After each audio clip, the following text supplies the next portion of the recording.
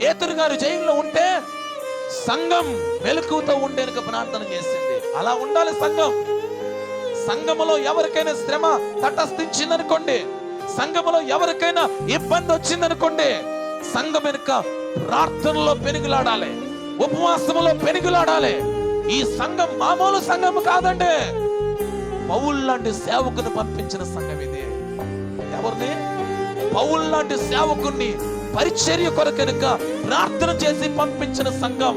ఈ పౌలు వెళ్ళాడు, ఈ సౌలుగా ఉన్న ఆయనకి వెళ్ళాడు, భూలోకమును అప్సెట్ డౌన్ చేశాడు, తలకిందులుగా చేసి పడేశాడు.